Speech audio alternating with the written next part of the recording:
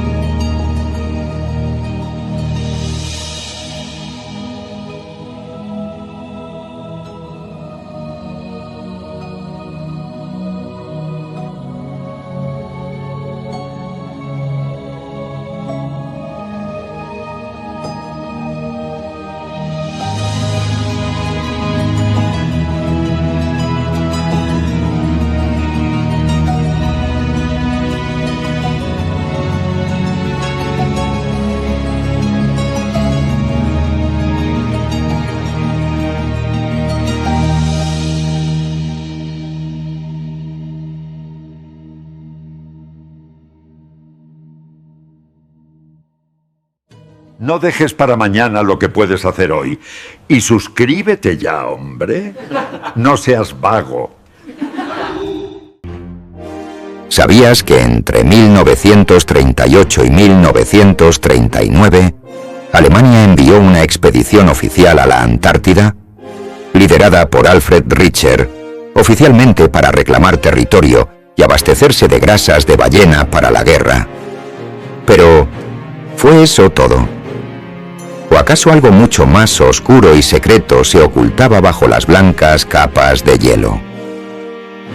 El área que llamaron Neuschwabenland, tierra de la Nueva Suabia, fue cartografiada con una precisión que parecía ir más allá de un simple mapa para la caza de ballenas.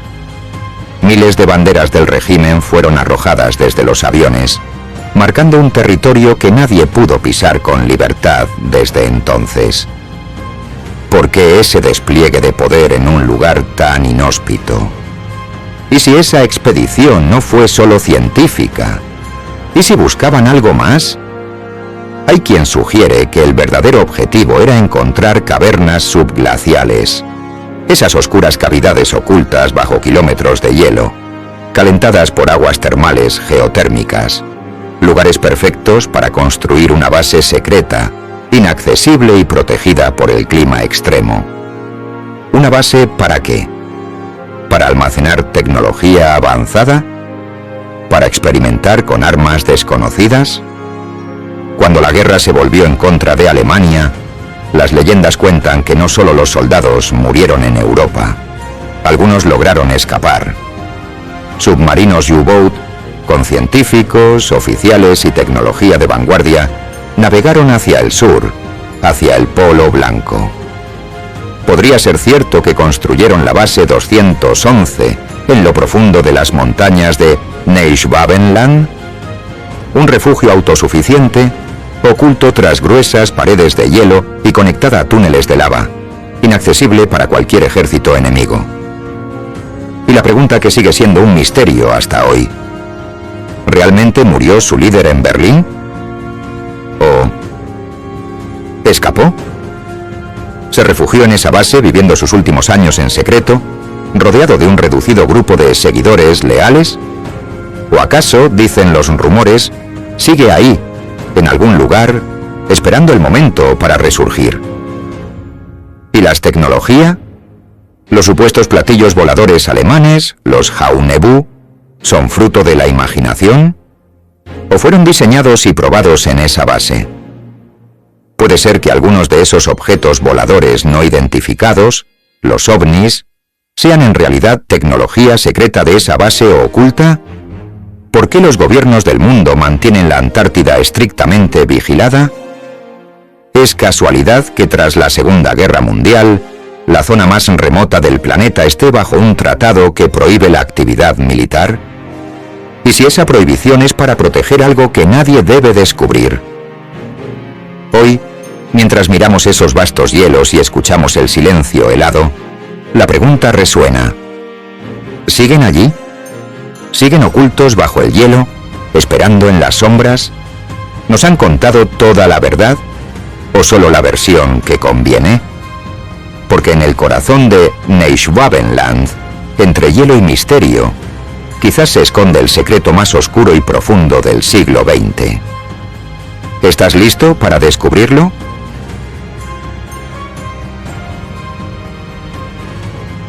¿Sabías que en 1946, apenas un año después de la Segunda Guerra Mundial, Estados Unidos lanzó una de las operaciones militares más grandes y secretas de la historia? La llamaron Operación High Jump, liderada por el almirante Richard E. Byrd.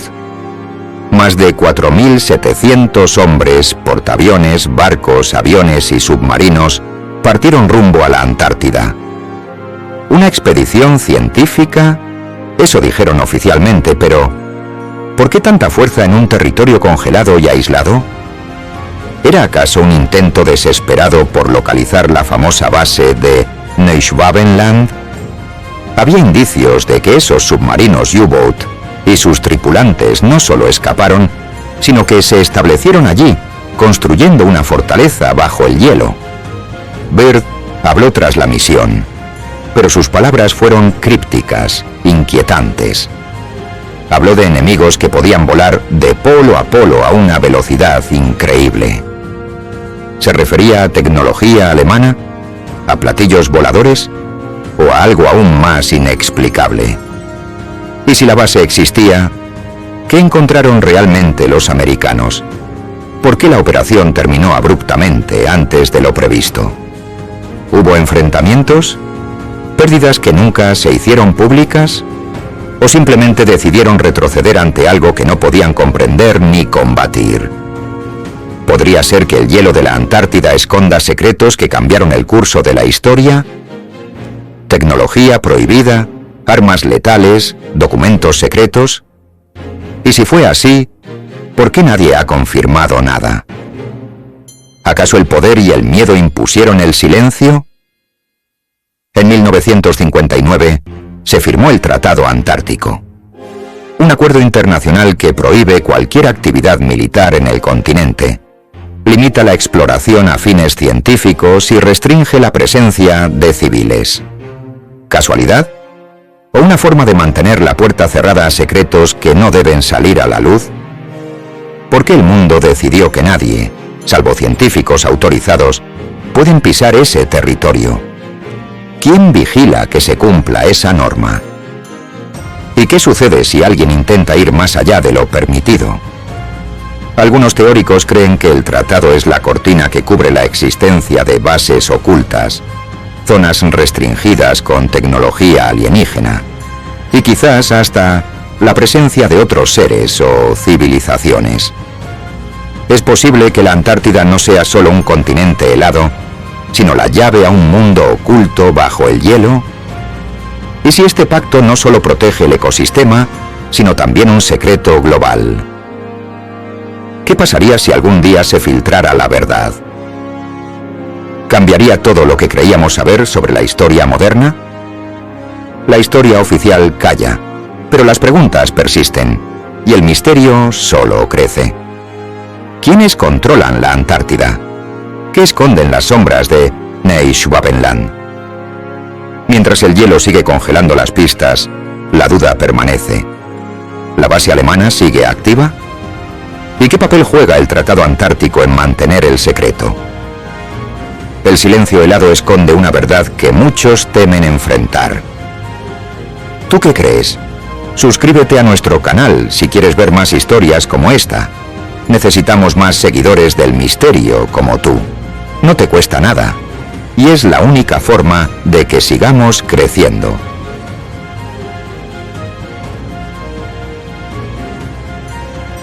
¿Qué sabes sobre la tecnología alemana posterior a la guerra? Oficialmente se les reconoce avances en cohetes y armas convencionales. Pero, ¿y si hubo mucho más? ¿Y si los científicos alemanes no solo soñaron con armas, sino con máquinas voladoras nunca vistas? Algunos aseguran que en Neuschwabenland se desarrolló la legendaria tecnología de los Haunebu, platillos voladores, discos de metal que desafiaban las leyes de la física. ¿Cómo fue posible? ¿Acaso contactaron con fuerzas o seres más allá de nuestra comprensión? ¿Y por qué tantos avistamientos de ovnis comenzaron justo después de la guerra? ¿Casualidad o consecuencia directa de esas pruebas secretas?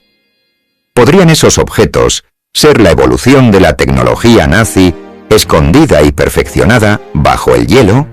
Se dice que la base 211 no solo albergaba a científicos y oficiales, sino laboratorios donde se experimentaba con energía antigravedad, propulsión electromagnética y materiales que hoy serían imposibles de fabricar a plena luz del día. ¿Cómo explicar si no que desde entonces la tecnología aeroespacial dio saltos tan enormes? ¿Y si esos discos voladores no solo eran máquinas? ¿Y si en esas cavernas antárticas guardan secretos sobre energías libres o tecnología extraterrestre? Algunas teorías sugieren que los germanos no huyeron solo a un refugio, sino a un santuario donde trabajaron con fuerzas que nadie debía conocer. ¿Podrían esos secretos estar hoy enterrados bajo toneladas de hielo, custodiados por fuerzas invisibles. Pero, ¿quién controla ese lugar ahora? ¿Siguen sus herederos secretos operando desde la sombra? ¿Son ellos los responsables de las luces extrañas que se ven en la Antártida? Esos fenómenos que la ciencia no puede explicar. ¿O están tratando de resurgir con armas y tecnologías que podrían cambiar la balanza del poder mundial? El silencio oficial es absoluto. No hay pruebas públicas, no hay expediciones autorizadas que revelen lo que ocurre en esas profundidades heladas. Pero los rumores crecen y la comunidad insiste. Hay algo grande escondido en Neuschwabenland. Algo que no nos quieren mostrar. ¿Es solo una leyenda alimentada por el miedo? ¿O es la verdad que tantos gobiernos prefieren ocultar? La idea de una base oculta activa, con tecnología imposible, retumba como un eco persistente en las mentes que buscan la verdad. Lo cierto es que mientras la ciencia oficial calla, los testimonios, documentos filtrados y avistamientos siguen surgiendo, alimentando un misterio que parece no tener fin. ¿Hasta cuándo podremos ignorar lo que yace bajo el hielo? ¿Qué secretos aguardan ser descubiertos en Neuschwabenland? Porque hay una cosa segura. Si no hubiera algo allí, ¿por qué existe tanto misterio y tanto silencio? ¿Y tú qué crees?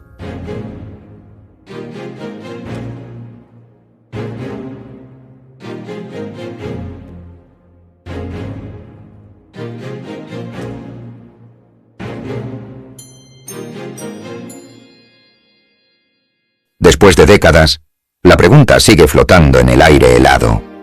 ¿Qué ocurre realmente en Neuschwabenland? ¿Siguen allí, escondidos bajo kilómetros de hielo, los secretos más oscuros del régimen? Las bases modernas, los satélites y las expediciones no muestran nada. Pero, ¿es porque no quieren que lo veamos? Los rumores no cesan. Se habla de actividades inexplicables. Luces que surcan el cielo polar, señales que no pueden ser explicadas por ningún fenómeno natural. ¿Son acaso restos de la tecnología germana, vigilantes ocultos, o algo más allá de nuestra comprensión? Algunos afirman que esas bases hoy están ocupadas por grupos secretos, herederos de un poder que nunca desapareció. ¿Y los mapas antiguos? ¿Esos que muestran tierras que no existen oficialmente?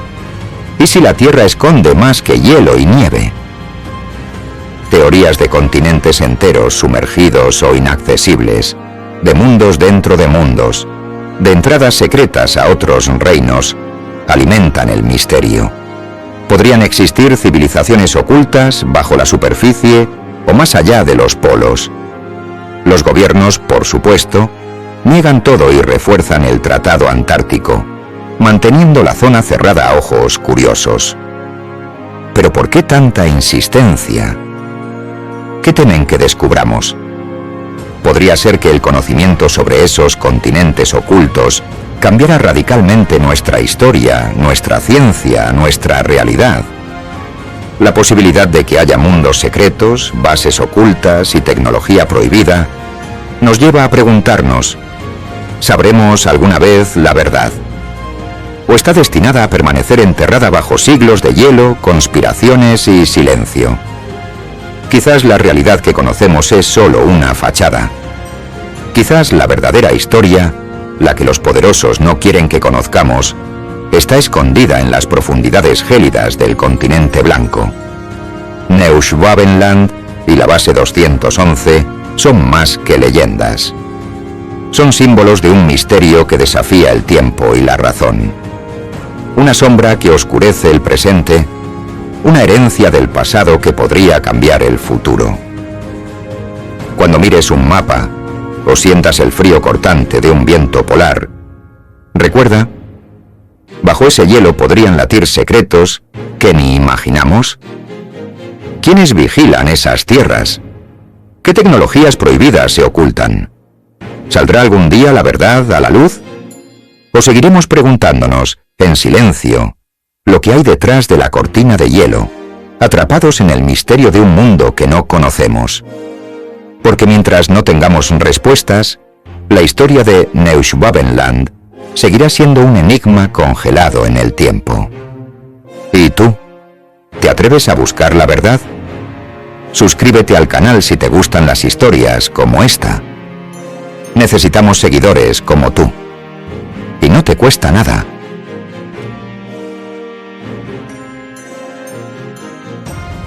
Si te ha gustado este relato, no olvides darle al like, suscribirte y compartirlo con tus amigos.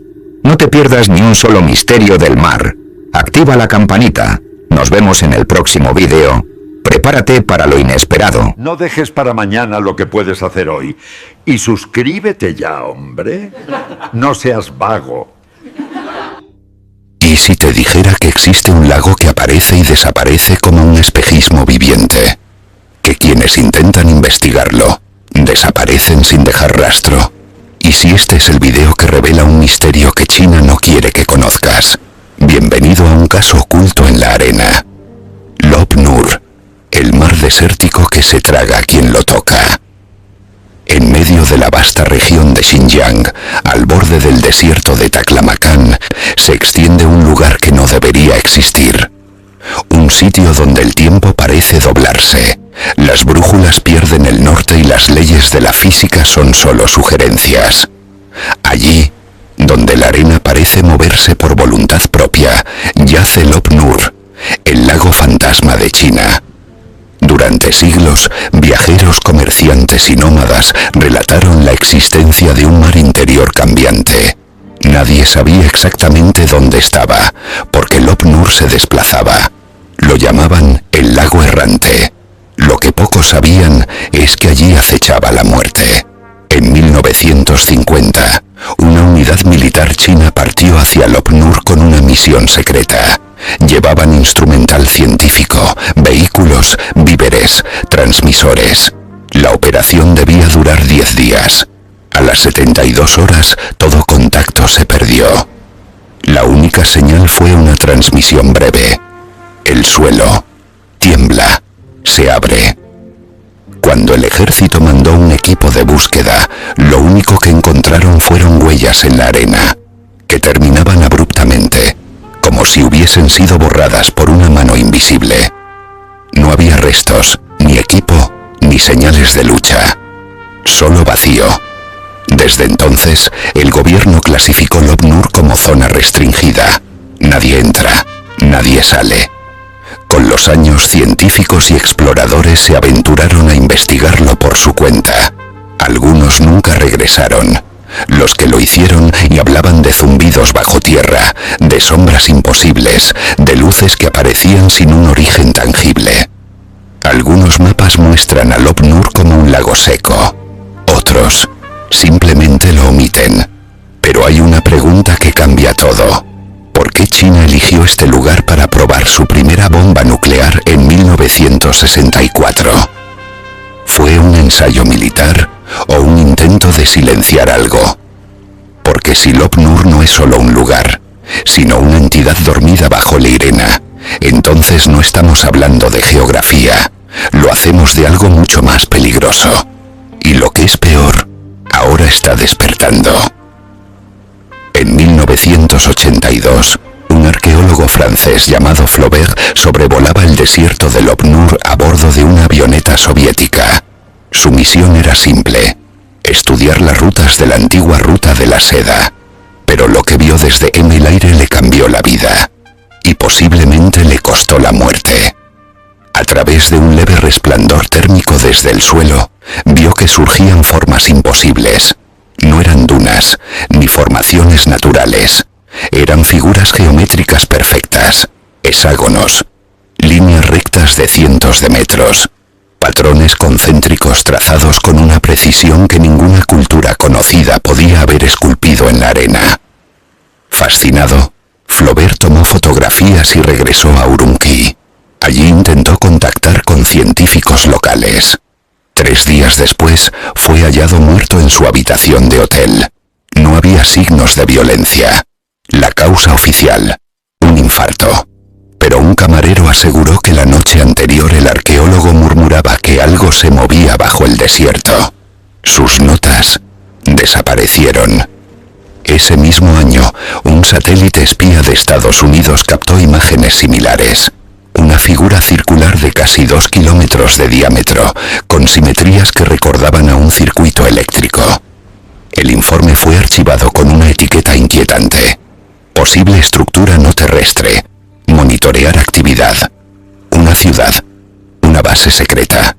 Una señal. A lo largo de décadas, varias agencias descubrieron un patrón. Los puntos donde China realizó pruebas nucleares en Lop-Nur coincidían exactamente con las coordenadas de esas estructuras. No estaban probando bombas. Estaban atacando algo. El Dr. Zhao Lian, un físico chino, propuso una teoría radical. La arena de Lop-Nur contiene cristales piezoeléctricos enterrados desde hace milenios. Esos cristales podrían almacenar y liberar energía al ser estimulados o perturbados. Semejante red natural o artificial podría ser un mecanismo, un sistema en reposo o una máquina. Liu fue destituido. Un mes después desapareció sin dejar rastro. Algunos dicen que Lop-Nur es un experimento fallido de terraformación. Otros, que es un sello, una prisión construida para contener algo. Pero lo más inquietante es que los patrones solo son visibles desde cierta altura, como si alguien o algo los hubiera diseñado para ser vistos desde el cielo.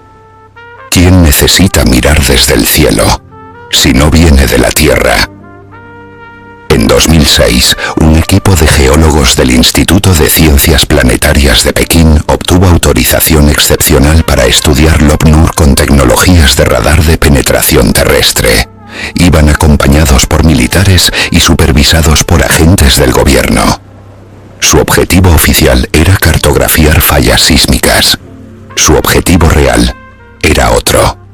Instalaron equipos en una zona que llamaban el Corredor Silencioso, una franja del desierto donde la señal GPS desaparece y los relojes digitales fallan. En las primeras 24 horas, los sensores captaron algo imposible. Ecos de estructuras subterráneas con ángulos rectos, paredes paralelas y techos abovedados. A 30 metros bajo tierra había una construcción. El tercer día el geólogo, Wang Ye, se separó del grupo tras detectar una fluctuación inusual. Minutos después, gritó por radio: «Estoy viendo una entrada. Parece artificial». Fue su última transmisión. Cuando el equipo llegó a su posición, no había huellas ni equipo. Solo una hendidura en la arena, como si la tierra se lo hubiera tragado. Las autoridades cerraron la expedición de inmediato. El informe oficial fue clasificado, pero un técnico logró filtrar una imagen térmica. Mostraba una estructura hexagonal simétrica que parecía extenderse múltiples niveles hacia abajo, como si fuese un edificio enterrado o una base. La imagen llegó a manos de una investigadora en Alemania, la doctora Erika Holm, que estudió la geometría del radar, cruzó los datos con satélites climáticos y llegó a una conclusión inquietante. La estructura se movía, muy lentamente, como si se estuviera reacomodando o activando. Días después de publicar los avances de sus análisis en una red científica privada, Holm desapareció. Su apartamento fue encontrado vacío, su computadora formateada. Solo quedó una libreta con una frase escrita a mano: «No es un lugar, es un sistema». Algunos aseguran que los patrones subterráneos están alineados con ciertas constelaciones visibles solo en fechas precisas. Otros que las pruebas nucleares fueron detonadas no para destruir, sino para alimentar algo. Una máquina, un ser, una inteligencia enterrada.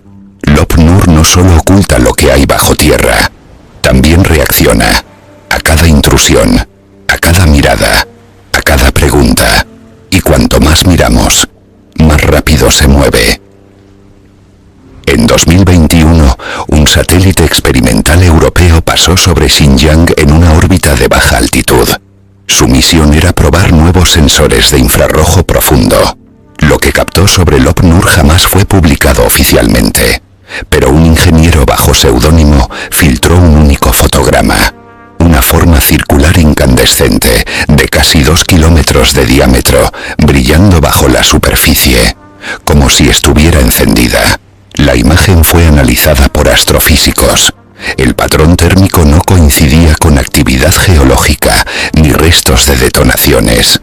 Era más parecido a una reacción controlada, como un núcleo energético, una fuente de calor estable, oculta a decenas de metros bajo tierra. La teoría que surgió en foros privados era aterradora. ¿Y si Lop-Nur no fuera un fenómeno natural, ni una ciudad perdida, sino algo tecnológico? Una máquina dormida, enterrada, olvidada, o tal vez puesta en cuarentena. Poco después de la filtración, China blindó aún más el área. Nuevos radares, zonas de exclusión aérea, torres de vigilancia. Los drones que sobrevuelan el perímetro son derribados en segundos. Incluso los mapas en línea presentan errores digitales en la región, borrados intencionadamente. ¿Y qué hace el gobierno chino allí? Hay informes de instalaciones subterráneas modernas, de túneles recién excavados, de científicos entrando y no saliendo. Algunos teóricos afirman que el Estado no intenta investigar Lop-Nur, sino contenerlo. Y aquí surge la pregunta final: ¿por qué tantos desaparecen? Exploradores, científicos, turistas. ¿Qué fuerza borrar todo rastro? Hay una hipótesis que pocos se atreven a escribir: que Lop-Nur es una inteligencia, enterrada y viva, que no necesita ojos, ni forma, ni lenguaje, solo arena y tiempo, que siente las vibraciones del mundo, que despierta cuando alguien intenta penetrar sus secretos, que reacciona no con violencia, sino con olvido, absorbe, borra, desintegra, como si custodiar algo fuera su único propósito. Un portal, un prisionero, un conocimiento prohibido. ¿Estamos frente a una zona secreta por razones militares, o frente a una tecnología que desafía toda comprensión humana? ¿Cuántos secretos se entierran bajo nuestros pies esperando a que alguien los despierte? ¿Y tú qué piensas? ¿Es Lop-Nur un experimento oculto? ¿Una prisión antigua? ¿Una entidad viva? ¿Nos están ocultando algo? ¿O simplemente no lo comprenden? Déjanos tus teorías en los comentarios. Nos encanta leerlas. Anímate a participar.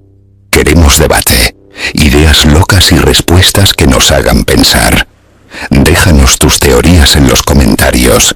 Queremos debatirlas y compartirlas. Y si quieres más misterios que el mundo intenta ocultar, suscríbete. Este solo fue el principio. Si te ha gustado este relato, no olvides darle al like, suscribirte y compartirlo con tus amigos. No te pierdas ni un solo misterio del mar. Activa la campanita. Nos vemos en el próximo vídeo. Prepárate para lo inesperado. No dejes para mañana lo que puedes hacer hoy. Y suscríbete ya, hombre. No seas vago. ¿Sabías que existe un triángulo tan aterrador como el de las Bermudas? O incluso más. Un lugar donde aún hoy siguen ocurriendo desapariciones inexplicables, pero que muy pocos conocen. Sí, amigos, se trata del misterioso Triángulo del Diablo. ¿Puede un lugar devorar barcos sin dejar rastro? ¿Qué ocurrió con las 700 toneladas del Koei-Maru número hindú? ¿Y cómo es posible que un buque científico entero se derritiera desde dentro? ¿Es una falla geológica o una puerta a otra dimensión? Japón intentó explicarlo, pero terminó huyendo. ¿Y tú? ¿Te atreverías a cruzarlo? En esta historia hay algo que nunca aparece en los informes oficiales, pero que circula entre marineros, pescadores y veteranos de la marina japonesa. Son relatos que no figuran en los libros, pero que se cuentan en las tabernas de puerto, en los muelles, cuando cae la noche y el viento sopla fuerte desde el mar. Uno de esos relatos habla de un carguero que cruzó el Triángulo del Diablo en 1971. Según los registros, el barco nunca llegó a su destino. Sin embargo, semanas después, un buque de la Guardia Costera lo encontró. A la deriva. El motor estaba apagado, las luces encendidas, las provisiones intactas, pero no había rastro de su tripulación, ni una sola persona a bordo. Tampoco signos de lucha, ni señales de evacuación. Era como si todos hubieran desaparecido en un segundo. Cuando los rescatistas subieron al barco, encontraron algo más. Las puertas interiores estaban abiertas, y sobre las paredes, en varias zonas, había marcas, como garabatos. Nadie pudo determinar si eran símbolos, palabras en otro idioma o simples rayones hechos en un estado de desesperación. Las fotos de esos símbolos nunca fueron reveladas al público. A partir de entonces, este no fue un caso aislado. Hubo otros reportes similares. Barcos vacíos que aparecen tras días o semanas, navegando solos, sin alma alguna y a bordo. Incluso hay quienes aseguran haber visto figuras humanas, sombras, moviéndose dentro de las embarcaciones, solo para desvanecerse cuando alguien intenta acercarse. En 1995, un submarino turístico que operaba en aguas cercanas registró sonidos extraños provenientes de una profundidad imposible para su radar. Golpes metálicos, vibraciones y algo más. Un zumbido agudo, casi imperceptible, que hizo que los sistemas eléctricos fallaran momentáneamente. Hasta hoy, el Triángulo del Diablo sigue siendo evitado por muchos marineros.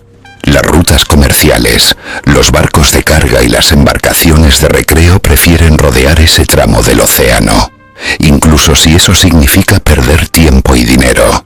Y mientras los científicos continúan debatiendo si es una zona de actividad volcánica, un fenómeno magnético o algo más, lo cierto es que el mar guarda sus secretos con una ferocidad que aterra, porque si algo es seguro, es que hay lugares en este mundo donde el ser humano no debería adentrarse, lugares que el océano prefiere mantener en silencio.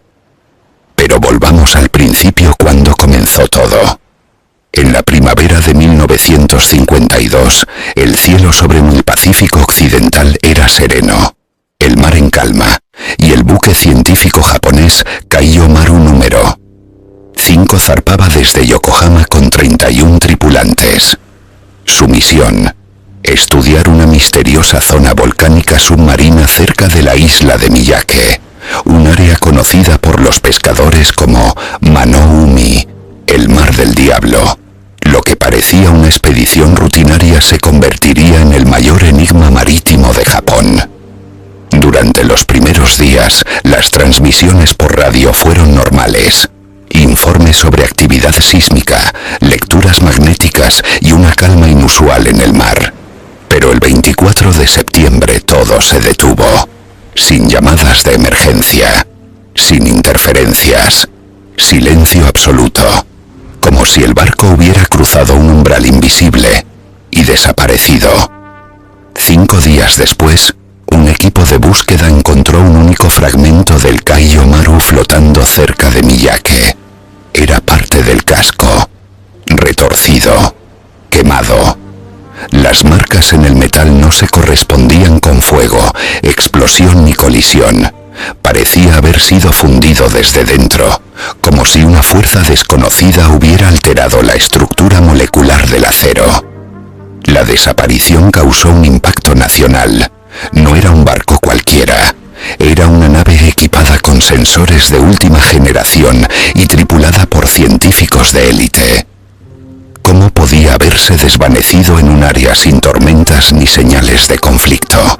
Japón canceló de inmediato cualquier expedición en la región.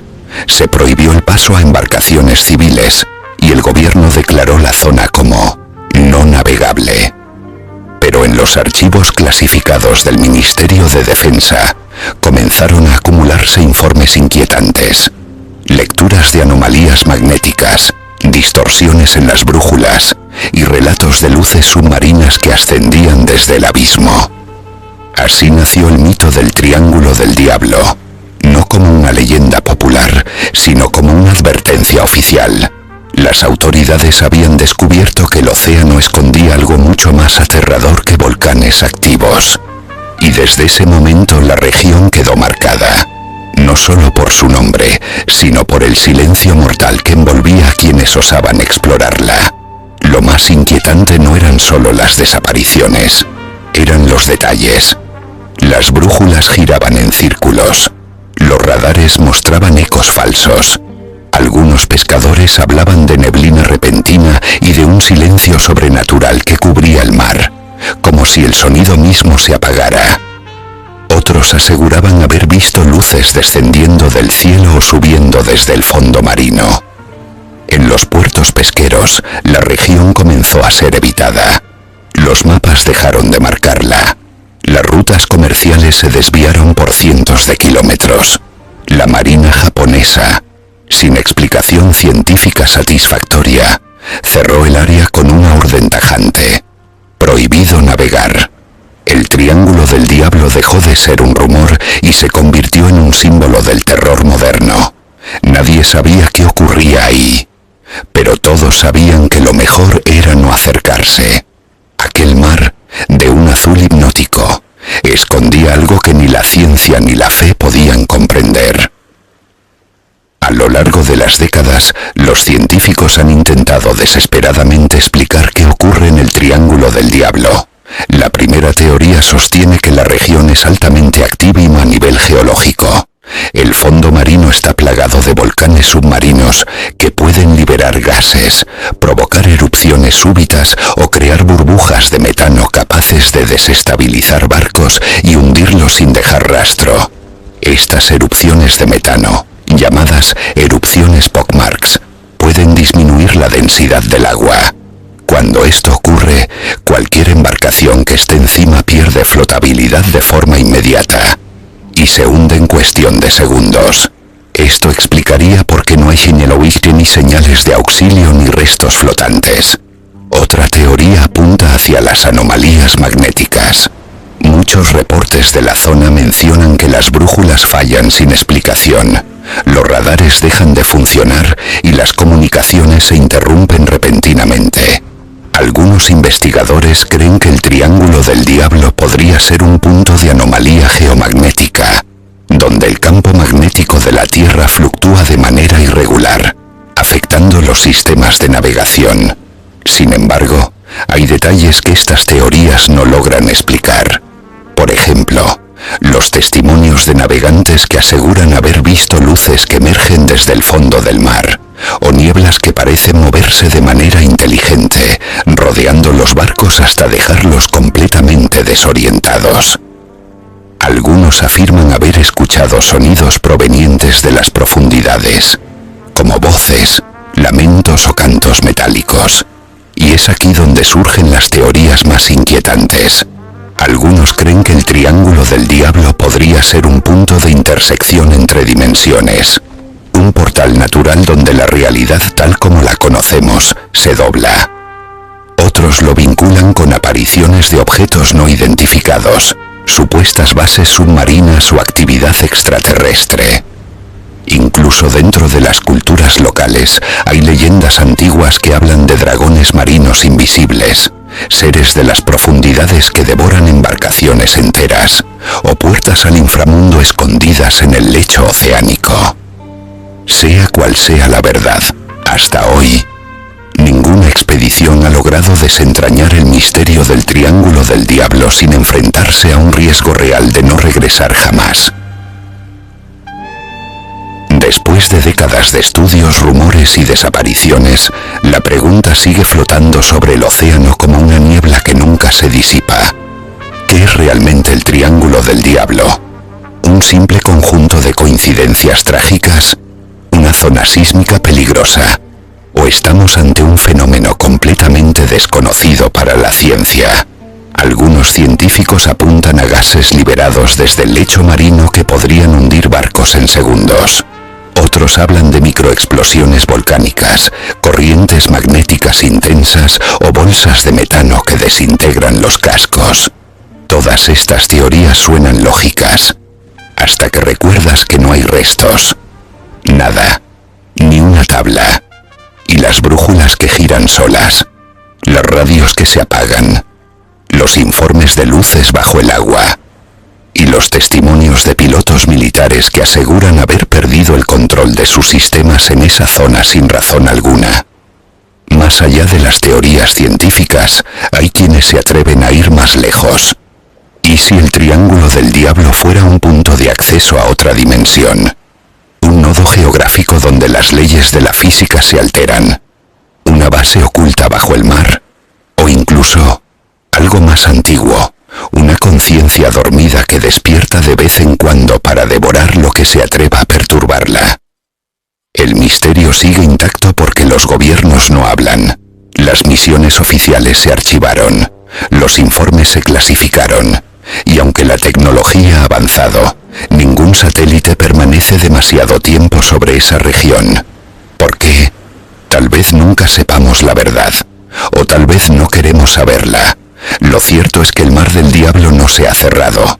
Sigue allí, silencioso, hermoso, mortal. Y ahora te toca a ti decidir. ¿Es todo esto una exageración alimentada por el miedo? ¿O hay algo que aún no estamos preparados para entender? ¿Qué opinas tú? ¿Volverías a enviar una expedición al corazón del misterio? Déjanos tu comentario, porque quizás tu teoría sea la más cercana a la verdad. Y atención, nos gustaría crear una comunidad de amantes de los relatos marinos, misterios y aventuras. Una comunidad activa y apasionada alrededor de estos temas. Nos interesa mucho conocer tu opinión y fomentar debates interesantes que nos hagan descubrir nuevas perspectivas. Déjanos tu comentario y tu like. Queremos saber qué piensas. Tu comentario es súper importante. Seguro que juntos podremos hacer de este espacio algo entretenido y divertido. Y si te interesaría ver algún tema en particular, déjanoslo en los comentarios. Si te ha gustado este relato, no olvides darle al like, suscribirte y compartirlo con tus amigos. No te pierdas ni un solo misterio del mar. Activa la campanita. Nos vemos en el próximo vídeo. Prepárate para lo inesperado. No dejes para mañana lo que puedes hacer hoy. Y suscríbete ya, hombre. No seas vago. El 3 de octubre de 1955, el mar en Apia, Samoa Occidental, se mostraba quieto. Demasiado quieto. Como si aguardara algo. Como si supiera algo que los marineros no podían entender. Aquel amanecer, el Joyita, una embarcación de madera marcada por los años, partió con 25 personas a bordo. Era una simple travesía hacia las islas Tokelau, nada más. Turistas, comerciantes, un sacerdote, una enfermera, marineros curtidos, todos con planes de regreso. El capitán Thomas Sanders era un hombre de rutinas. No creía en maldiciones, no creía en augurios, pero esa mañana algo lo hizo mirar 2 veces el horizonte antes de zarpar.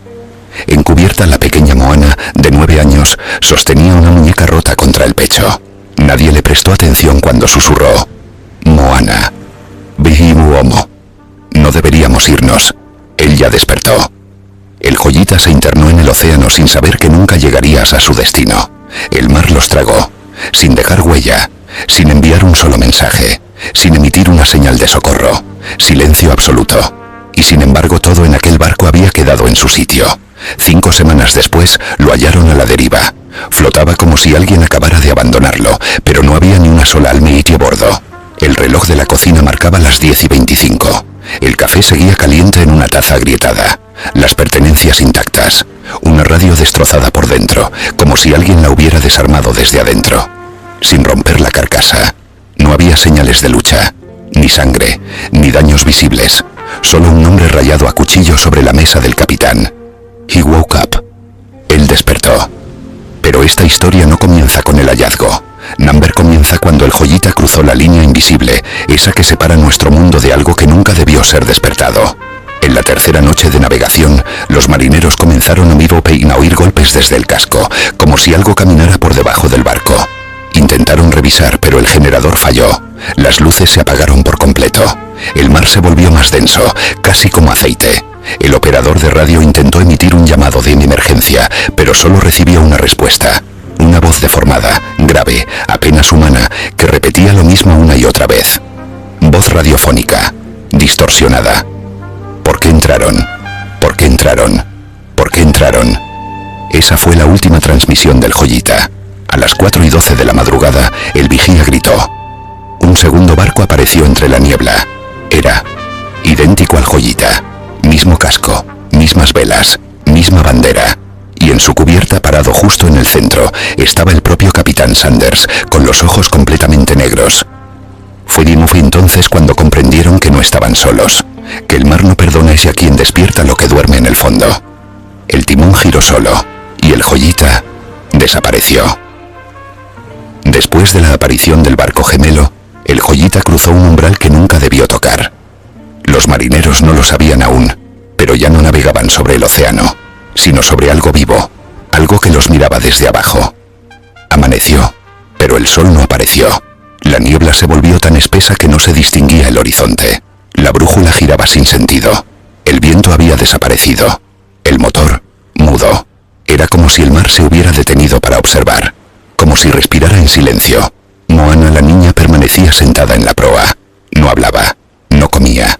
Sus ojos estaban clavados en las aguas negras, como si escuchara algo que nadie más podía oír. El capitán Sanders intentó mantener el orden. Dijo que solo estaban desorientados, que el radar fallaba y que todo era producto del clima. Pero en el fondo, él ya lo sabía. Sentía que algo lo rodeaba. Uno a uno, los pasajeros comenzaron a murmurar en sueños. Algunos hablaban en idiomas que no conocían. Otros se despertaban gritando nombres que no recordaban haber oído nunca. La hermana Clara, la monja, rompió el silencio al declarar que veía sombras al pie de cada litera, esperando, siempre esperando. Esa noche el operador Kalani encontró un mensaje en la radio. No era una transmisión, era una grabación, pero con su propia voz. No bajen, no miren, no toquen el agua, no bajen. Él ya sabe que están aquí. Kalani juró que nunca grabó eso, y sin embargo, ahí estaba, con su tono, su respiración, su miedo. Al caer la medianoche, los marineros Tomás y Reuben bajaron a la sala de motores para revisar la energía. Lo que encontraron fue imposible. El generador no estaba dañado, estaba corroído, como si hubiera envejecido 100 años en una noche. Sus bordes se deshacían al tocarlos, y sobre el metal oxidado, alguien, o algo, había escrito con hollín una sola palabra: sumérgete. Entonces lo oyeron, un murmullo espeso, sin idioma, que surgía desde el casco del barco. Golpes rítmicos como un tambor primitivo, seguido por el sonido de pasos. Pasos que venían desde dentro del agua. El mar ya no los rodeaba, ahora los sostenía, como una criatura que juega con su presa antes de tragarla. Cuando Reuben subió de nuevo a cubierta, lo hizo solo, y su pelo, antes gris, era completamente blanco. No dijo nada, solo miró al cielo, y empezó a sangrar por los oídos. A la mañana siguiente, el agua cambió de color. No era azul ni negra, era roja, una tonalidad espesa, como si el océano recordara todas las muertes que habían ocurrido en sus profundidades. Y entonces, alguien volvió a aparecer. El sacerdote, Padre López. Había desaparecido la noche anterior, pero ahora estaba allí, de pie en cubierta, mojado, pálido, con los labios cosidos con hilo de pescar, y con un mensaje grabado en su pecho, cortado con filo. El siguiente eres tú. Para ese punto el Joyita ya no era un barco, sino una prisión, un ataúd flotante.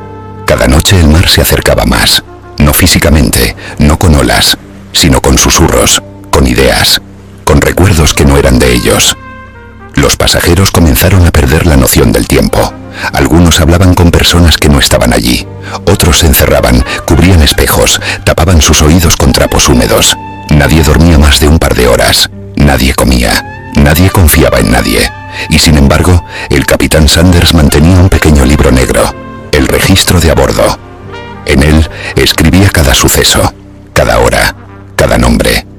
Una rutina que le recordaba que el mundo real aún existía, hasta que lo abrió una noche y descubrió algo imposible. Las últimas 10 páginas ya estaban escritas, con su propia letra, detalles minuciosos, nombres tachados, órdenes dadas, que él no recordaba haber dictado. En la última página una frase: la sangre es la clave. Entonces esa misma madrugada, mientras la niebla cubría el barco por completo, una luz blanca me apareció desde las profundidades. No era un reflejo, no era una bengala, era una forma geométrica, perfecta, flotando bajo el agua, como un diamante vivo, palpitante. Y así entendieron la verdad. El joyita no había entrado en una tormenta, había entrado en una trampa, un faro sumergido, una máquina, construida por algo que no duerme. La figura de luz proyectó imágenes sobre las velas, rostros deformados, ciudades bajo el mar, monumentos ciclópeos que giraban sobre sí mismos, y una puerta, una gran puerta negra tallada con símbolos desconocidos, y cubierta por huesos humanos. Rubén el mecánico fue el primero en entenderlo. No estaban siendo perseguidos, estaban siendo elegidos. Moana vivo, voz distorsionada. Uno debe cruzar, solo uno, el resto es alimento. El capitán gritó que bajaran los botes, que abandonaran la nave, pero los botes ya no estaban, se habían disuelto como papel mojado. Incluso el agua del mar empezaba a sentirse espesa al tacto, como aceite caliente, y entonces la sorpresa final. El padre López, aquel con la boca cosida, empezó a ni hablar, sin abrir la boca. Su voz brotó de los altavoces de la radio rota. Voz de padre López, radio gutural. Él fue llamado, lo seguimos. Él debe abrir la puerta. La cámara de carga se abrió sola. Desde ella emergió Moana con la muñeca colgando. Tenía los ojos completamente blancos. Y con voz doble, voz de niña y voz del más allá, dijo: Moana, capitán, el mar te eligió. Ven. Entonces las luces se apagaron de golpe, y se oyó el sonido de madera astillándose, como si el fondo del barco se estuviera abriendo. Esa noche el mar se tragó el tiempo. Ya no existía el pasado ni el futuro. Solo quedaba el momento exacto en que el joyita fue elegido para desaparecer de la historia. Y aún peor, para abrir algo que no debía volver a este mundo. El casco crujía. El barco gemía como un animal moribundo. De la bodega brotaba un resplandor verde, como si una aurora submarina se filtrara entre los tablones. Los pocos que quedaban con vida se agruparon en cubierta. Moana estaba en el centro, flotando ligeramente sobre la madera, los pies apenas tocando el suelo. Su muñeca rota colgaba inerte, pero de sus costuras salían pequeñas hebras negras, como raíces. Y entonces el capitán Sanders entendió. El joyita no era una simple víctima del mar. Había sido construido con madera maldita. Había transportado algo siglos atrás, y ahora regresaba a pagar su deuda. La puerta negra vista en las visiones ahora se manifestaba frente a ellos, sobre el mar flotando, girando lentamente en el aire. No era una ilusión. Se podía oler, se podía oír. Desde su interior emergían susurros, con los nombres de todos los tripulantes, uno por uno, gritados con voz familiar. Clara la monja se lanzó al vacío. Kalani, el operador, comenzó a reír antes de arrancarse los ojos. Rubén se abrazó al mástil mientras sus huesos se quebraban desde dentro. El capitán cayó de rodillas, y entonces lo vio. Él no era una criatura, era una presencia. No tenía forma, pero lo ocupaba todo. El cielo, el agua, el aire entre los huesos. Su rostro no existía, pero su hambre era palpable. Moana, Eddie vivo y yo, reverberante. Si cruzas, vivirán. Si no, el mundo recordará tu silencio. La puerta negra empezó a abrirse. Del otro lado no había oscuridad. Había reflejos, de ellos mismos. Todos los tripulantes estaban allí, vivos, riendo, hablando, comiendo. Un joyita intacto, en otra dimensión, una copia perfecta de lo que se perdió. Y en ese instante el capitán comprendió la verdad. El mar no quería venganza, quería pesadillas que alimentaran del eco de las decisiones humanas. Con los ojos llorosos, Sanders se levantó, caminó hacia la puerta, extendió la mano. Pero entonces Moana lo detuvo. Elegiste tarde. Todo tembló. La puerta se cerró de golpe, expulsando una onda de sonido que desgarró el aire. El joyita comenzó a elevarse, girando lentamente sobre sí mismo, como un pez que flota hacia arriba. Las maderas se partieron. El océano tragó el casco sin una sola ola.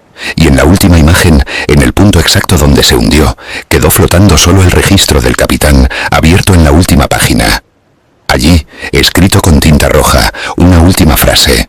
Ahora conoces la historia, y eso lo revivirá una y otra vez. Si te ha gustado este relato, no olvides darle al like, suscribirte y compartirlo con tus amigos. No te pierdas ni un solo misterio del mar. Activa la campanita. Nos vemos en el próximo vídeo. Prepárate para lo inesperado. No dejes para mañana lo que puedes hacer hoy. Y suscríbete ya, hombre. No seas vago.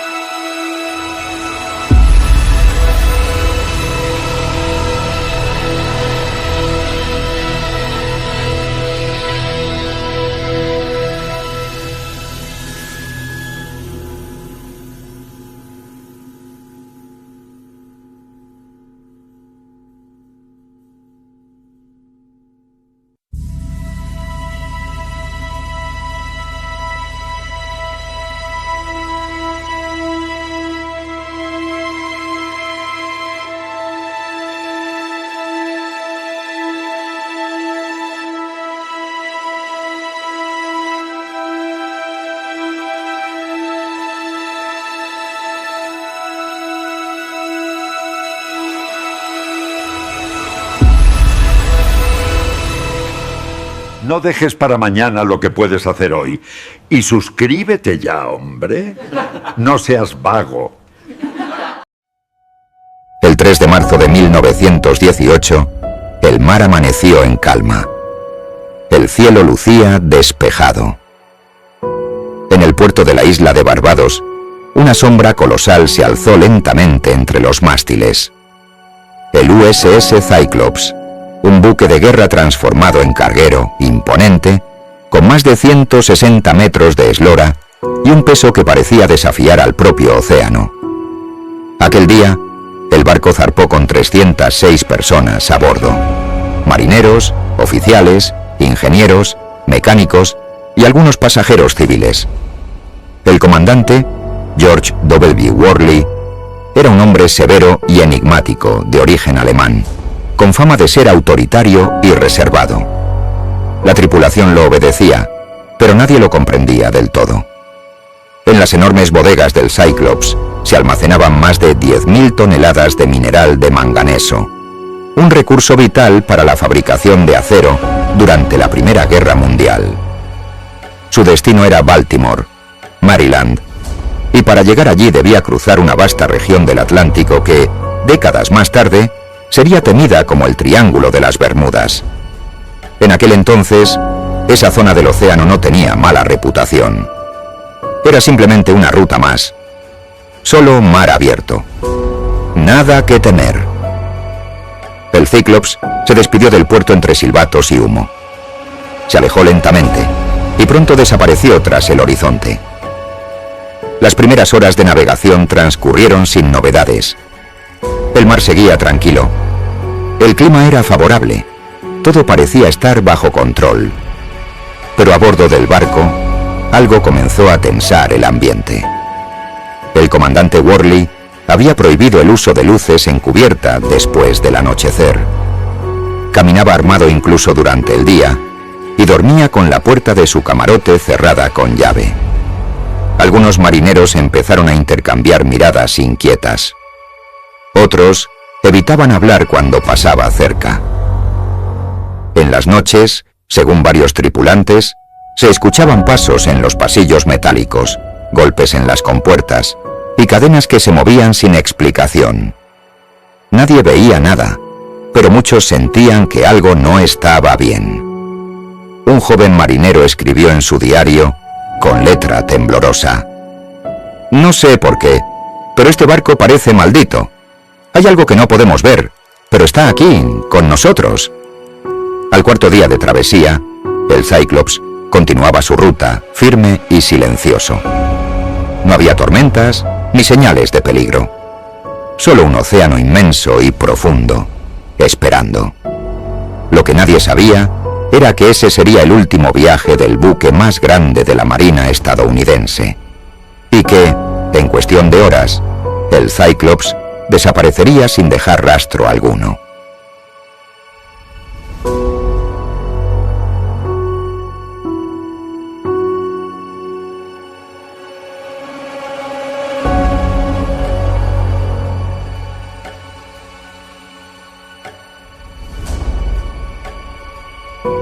Durante los días siguientes, el USS Cyclops avanzó lentamente por el Atlántico, siguiendo su curso hacia el norte. A pesar de su colosal tamaño y su carga pesada, se mantenía estable. Las bitácoras no registraron tormentas, cambios bruscos de presión ni incidentes técnicos. Era como si el océano lo dejara pasar, al menos de momento.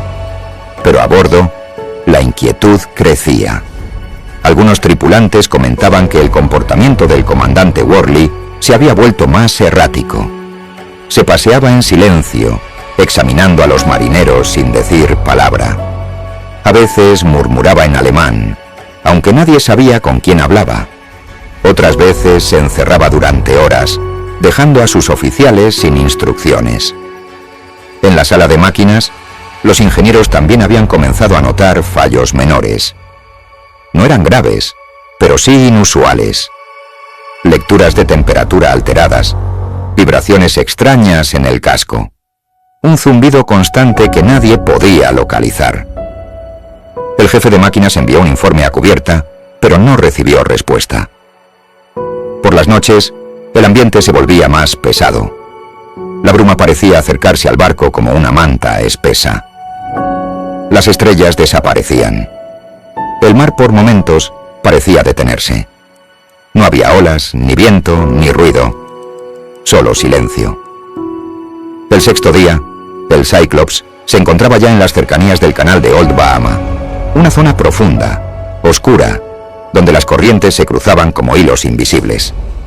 Fue allí donde varios marineros afirmaron haber visto una silueta en el horizonte. No era un barco, no era una isla, era algo que flotaba, inmóvil, algo que parecía observar. Nadie dio la alarma.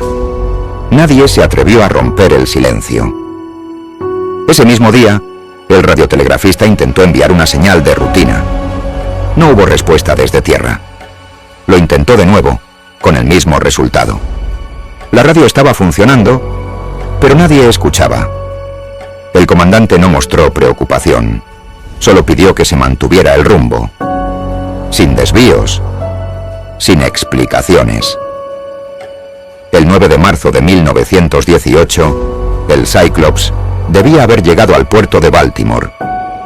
Las autoridades esperaban su llegada. Las familias de los tripulantes aguardaban noticias. Pero el buque no apareció. Ni ese día, ni el siguiente. La Armada de los Estados Unidos, al no recibir comunicación, asumió un retraso debido a la carga. Pero a medida que pasaban las horas, el silencio se volvió más inquietante. Se enviaron mensajes a otras embarcaciones, a estaciones costeras, a puertos de escala intermedios. Nadie lo había visto. Nadie había escuchado nada. El USS Cyclops había desaparecido por completo, como si se hubiera desvanecido en el aire. Y lo más desconcertante fue esto. No dejó ni una sola señal de socorro.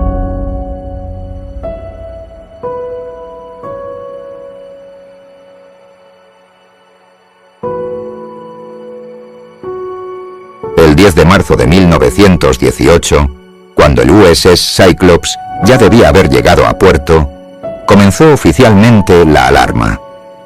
Lo primero fue una simple consulta desde el muelle de Baltimore. ¿Se ha retrasado el Cyclops? La respuesta fue desconcertante. Nadie sabía nada. La Marina de los Estados Unidos activó entonces un protocolo de rastreo. Al principio asumieron una avería o una desviación inesperada de la ruta. Pero al revisar los registros, no había reporte alguno desde que zarpó de Barbados. Ningún mensaje de radio, ninguna señal de auxilio. Se enviaron barcos de patrulla, dirigibles de observación, y se revisaron todas las rutas posibles entre las Antillas y la costa este. Durante semanas, surcaron el Atlántico buscando alguna pista. Una boya, una tabla flotando, un chaleco, una mancha de aceite. No encontraron nada. Absolutamente nada. Para los investigadores, lo más incomprensible no fue solo la desaparición del buque, sino la forma en que ocurrió. El Cyclops era un barco gigantesco, difícil de hundir incluso con un ataque directo.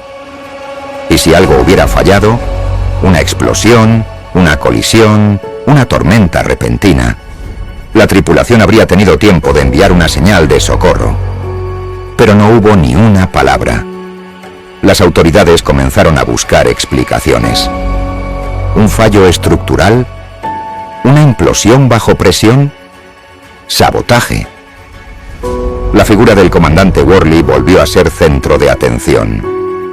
Algunos rumores indicaban que simpatizaba con el Imperio alemán.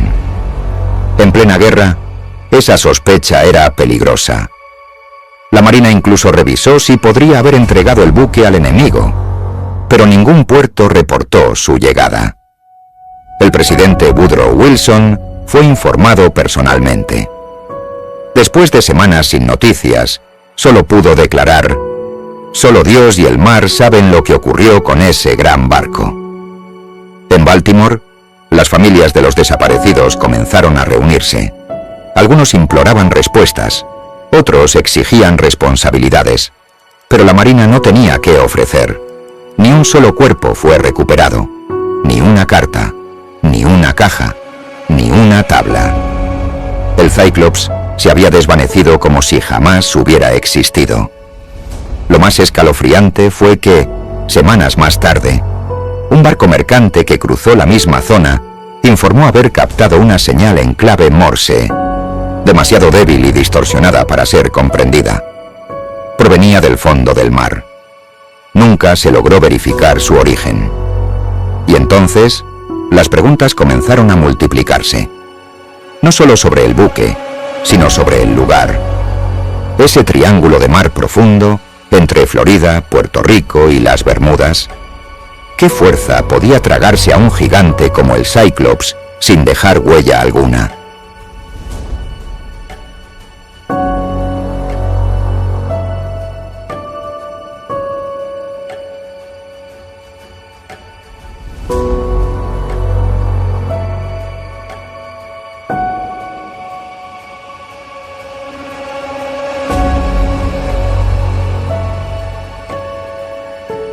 El USS Cyclops no reapareció jamás. Con el tiempo su historia se volvió leyenda. La Armada cerró oficialmente el caso años después, sin responsables, sin conclusiones, sin restos. Pero lo que comenzó como una desaparición militar, pronto se transformó en algo más profundo, más inquietante. A lo largo del siglo XX, otras naves comenzaron a desaparecer en la misma zona del Atlántico. Barcos mercantes, aviones de combate, avionetas civiles, siempre sin aviso, sin restos, sin lógica. Y entonces, un nombre surgió por primera vez en los periódicos: el Triángulo de las Bermudas. Las teorías sobre el Cyclops florecieron como hongos tras la lluvia. Algunas eran científicas. Se habló de fallos en la brújula, bolsas de gas metano en el fondo marino, tormentas geomagnéticas y hasta olas asesinas. Pero ninguna de esas explicaciones convencía del todo. El mar había estado en calma. No hubo advertencias. Otras hipótesis eran más oscuras, más imposibles. Se dijo que el Cyclops había sido arrastrado por un vórtice temporal, que había cruzado una grieta entre dimensiones, que había sido absorbido por una inteligencia no humana, oculta bajo el océano. Hubo incluso quienes afirmaron haber escuchado en transmisiones de onda corta una voz distorsionada que repetía el nombre Cyclops, Cyclops, como un eco venido desde algún lugar lejano. En los años 60, un buzo profesional de las Bahamas aseguró haber visto los restos oxidados de un buque colosal, hundido entre corales gigantescos. Cuando organizó una expedición para regresar al lugar, la estructura ya no estaba. En 2006, una empresa privada de exploración submarina escaneó una sección del fondo marino al norte de Puerto Rico. Captaron una forma rectangular, metálica, de proporciones similares al Cyclops. Pero al acercarse con drones, el objeto había desaparecido. Solo quedaban sedimentos revueltos. Nadie ha confirmado nada. Hoy, más de 100 años después, sigue siendo el misterio naval más grande en la historia de Estados Unidos. Y tal vez la pregunta más perturbadora no sea ¿qué ocurrió?, sino por qué el mar decidió tragarse solo al Cyclops. ¿Realmente cayó al fondo del mar? ¿O cruzó una frontera invisible hacia otra realidad? ¿Qué vio la tripulación antes del final? ¿Por qué nadie logró enviar ni una sola palabra? ¿Crees que el Triángulo de las Bermudas guarda un secreto aún más antiguo? ¿Y si no fue una coincidencia, sino un mensaje? Nos gustaría conocer tu teoría. ¿Qué crees que pasó con el USS Cyclops? ¿Fue una tragedia natural o algo mucho más inquietante? Déjalo en los comentarios. Queremos leerte. Y si quieres ver más historias reales llenas de misterio, desapariciones inexplicables y aventuras en el océano profundo, suscríbete a nuestro canal, por favor. No te cuesta nada. Es gratuito y nos ayudas a seguir creando contenido. Es la única manera de que podamos seguir creando videos como este y de seguir buscando respuestas en los secretos del mar.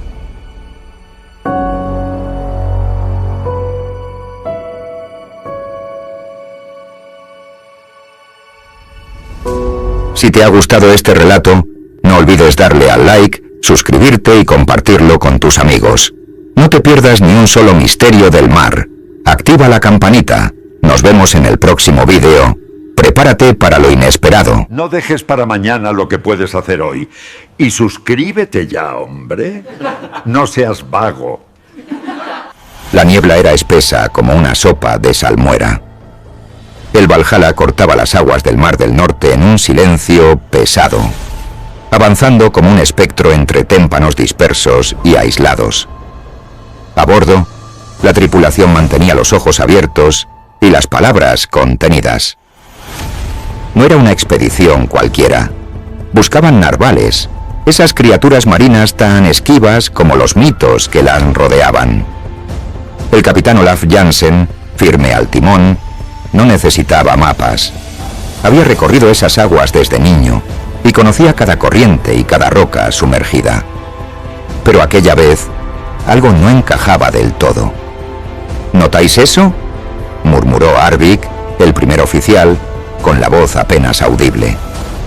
El viento no suena como antes, es hueco, como si el aire mismo se hubiera vuelto un vacío. Nadie respondió. Un silencio denso cubrió la cubierta. En cubierta los hombres observaban el horizonte con ojos inquietos, como si esperaran que algo saliera del mar, no que nadara en él. Holm, el marinero más veterano con los ojos clavados en las aguas grises, rompió el silencio con voz baja, casi un susurro. Mi abuelo hablaba de un barco, el Njord. Se adentró en estas aguas y nunca volvió a ser visto. Un año después, apareció flotando cerca de Islandia, sin nadie a bordo. La mesa estaba puesta. La sopa aún humeaba en los platos. Eso fue el hielo. Intentó restarle importancia a Eriksen, el más joven con un nudo en la garganta. Los témpanos lo atraparon y nadie pudo salvarlos. ¿Y la comida caliente?, replicó Holm con la voz tensa. ¿Y las huellas dentro, pero no fuera? Cosas que no tienen sentido. Otro marinero se acercó, secándose las manos en un trapo desgastado. También se dice que algunos regresan, pero cambiados, como si hubieran visto algo tan ajeno que sus mentes se habían roto. Hablan de un sol que no calienta, de seres enormes, de ciudades bajo tierra.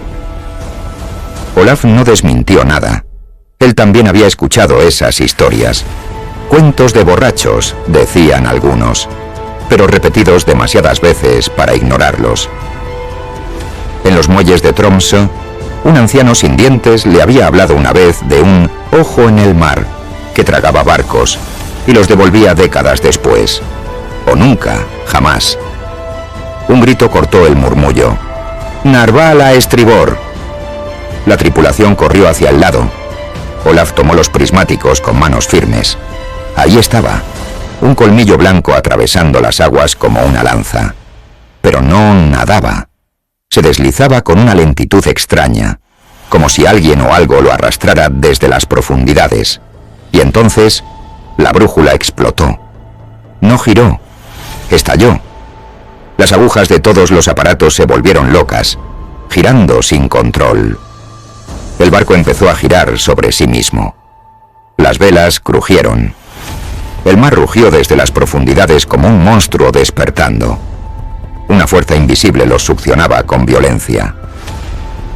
«Vórtice, es el ojo, nos ha encontrado», gritó Holm, mientras la tripulación se aferraba a lo que podía. El horizonte se curvó. El agua descendía hacia un centro negro como el vacío absoluto. El Valhalla se inclinó violentamente, tragado por una espiral de nubes y espuma que parecía un remolino de la misma oscuridad. Gritos de terror y madera astillada. Y luego, un silencio final. el mundo se apagó. Y cuando volvieron a ver la luz, ya no era la misma.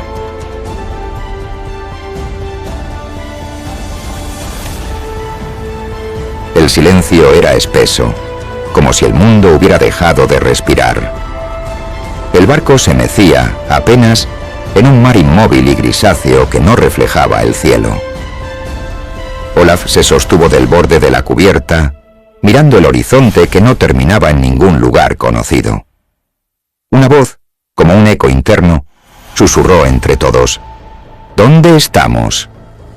Nadie respondió. La brújula giraba sin rumbo.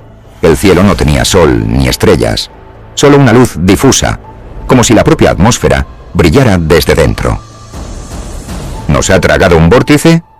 ¿Es esto un sueño, una ilusión o esa maldita leyenda? ¿Existía de verdad un mundo escondido en el corazón del Polo Norte? Una isla apareció frente a ellos, solitaria, coronada por un volcán silencioso. No se parecía a nada que conocieran. Palmeras gigantes se mecían con un viento cálido y aves desconocidas cruzaban el cielo en silencio. Pusieron pie en tierra sin entender nada. El calor era real, el olor de la vegetación también, pero nada de eso tenía sentido. ¿Una selva tropical aquí? ¿Cómo puede existir esto en el hielo? Avanzaron entre lianas gruesas como serpientes. Los árboles eran descomunales.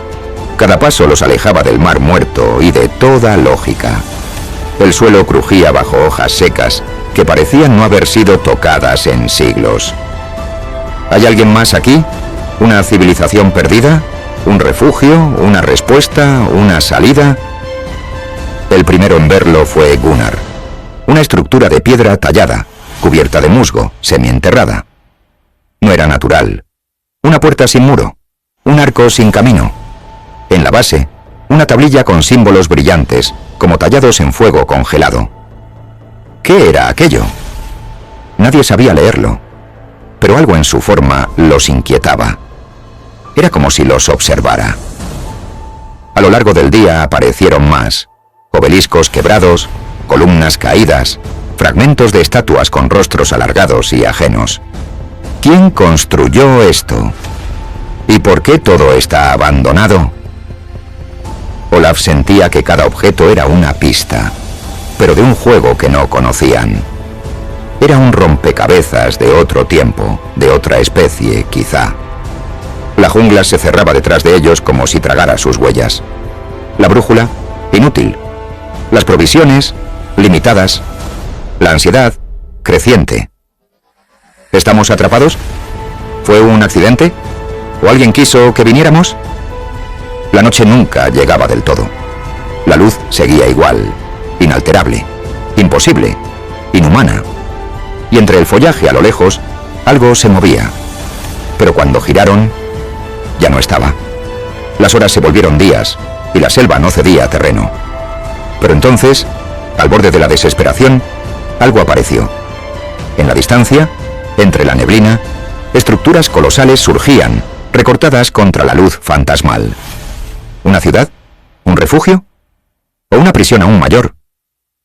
Olaf respiró hondo y levantó la voz. ¡Allí! Vamos a descubrir qué secretos guarda esa tierra. Y mientras la tripulación avanzaba, una certeza se clavó en su mente.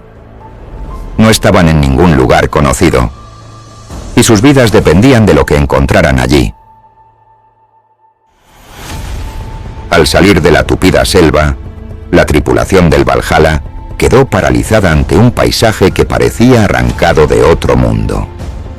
Un valle inmenso se extendía bajo un cielo que no era ni azul ni gris, sino un color extraño, como un metal bruñido. Montañas colosales rodeaban el lugar, sus cumbres tocando una neblina eterna que parecía esconder siglos de secretos. Olaf observó el terreno con asombro y respeto. La vegetación era monstruosa. Árboles gigantescos con troncos del tamaño de casas, hojas que se mecían con un suspiro que parecía un rugido lejano. Todo era desproporcionado, como si hubieran entrado en un mundo donde la naturaleza se había dado un festín de tamaño y poder. Poco después, aparecieron dos gigantes descomunales. La tripulación sintió temor, pero las criaturas los invitaron gentilmente a que los acompañasen. Estos seres los recibieron con cortesía, hablaban una lengua armónica y vestían túnicas brillantes. Las construcciones que divisaron más adelante eran aún más desconcertantes. Gigantescas columnas de piedra, talladas con símbolos arcanos, se alzaban en lo que parecía una ciudad olvidada por el tiempo. Puertas enormes y cubiertas de grabados daban la impresión de que solo gigantes podían cruzarlas. La leyenda del dios humeante, aquella entidad mítica que supuestamente gobernaba ese reino oculto, parecía cobrar vida. Holm, con voz baja y reverente, susurró historias que Olaf había escuchado en sus años de navegación. Seres colosales que vivían en armonía con la tierra, poseedores de un conocimiento tan antiguo que desafiaba la comprensión humana. La ciudad resplandecía con estructuras de cristal, caminos dorados y jardines imposibles. Allí, Olaf y su tripulación fueron tratados como huéspedes sagrados. Aprendieron el idioma, estudiaron su ciencia avanzada y fueron testigos de una cultura milenaria que vivía en equilibrio con la naturaleza.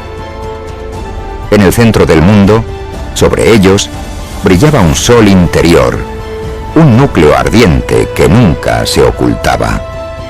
Lo llamaban el dios humeante. Un día fueron invitados a una ceremonia sagrada en un templo de piedra negra. Allí, los gigantes entonaron cánticos al núcleo solar, y una figura anciana declaró que los forasteros eran un mal presagio. Olaf se sintió inquieto. Días después, sin explicación, fue apartado de su padre y escoltado fuera de la ciudad. No todos pueden conocer el corazón de este mundo, le dijeron. Su tripulación, en cambio, fue retenida por razones superiores. Olaf, confundido y solo, fue conducido hacia el exterior con una advertencia. No debía revelar nada al mundo exterior. El secreto de la tierra hueca debía permanecer oculto. 4 ancianos entonaron un conjuro en una lengua vibrante. El aire tembló. Una grieta luminosa se abrió en el suelo del templo. Olaf fue arrastrado por fuerzas invisibles hacia una puerta interdimensional. Una voz retumbó. No estás destinado a este mundo. Luego todo se volvió oscuridad y desapareció. El regreso al mundo conocido no fue menos sorprendente que la travesía misma.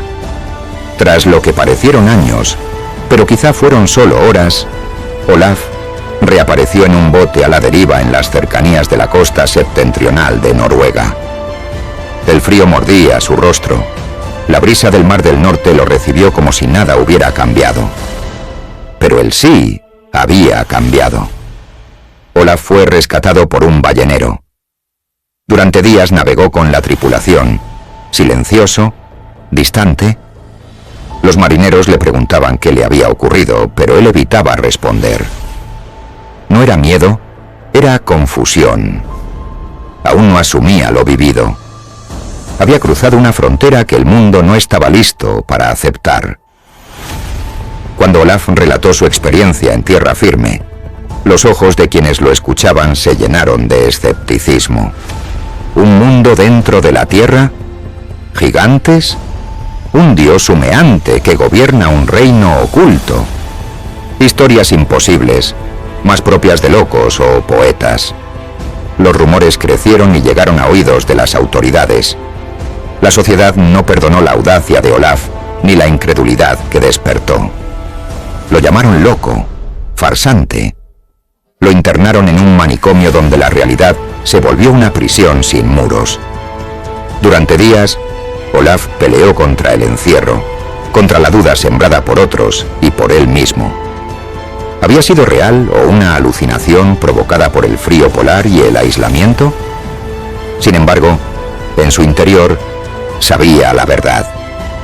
Sabía que su historia era mucho más grande que lo que el mundo quería admitir. Años después, ya anciano, Olaf tomó pluma y papel.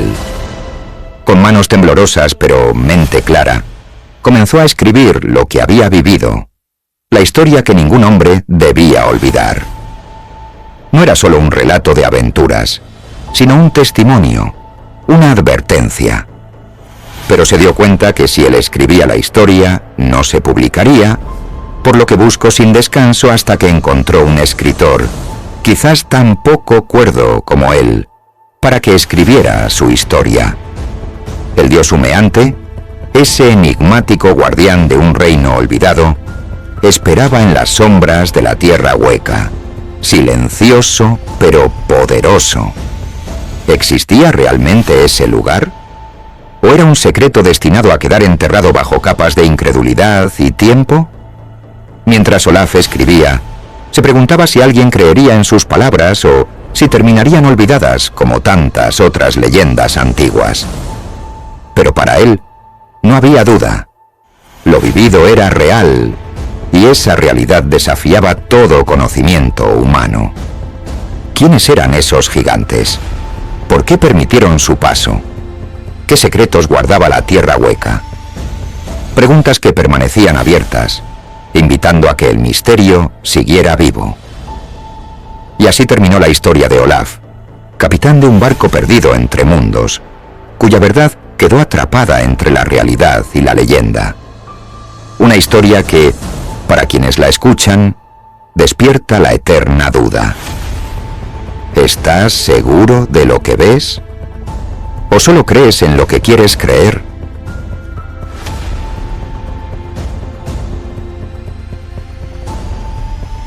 Si te ha gustado este relato, no olvides darle al like, suscribirte y compartirlo con tus amigos.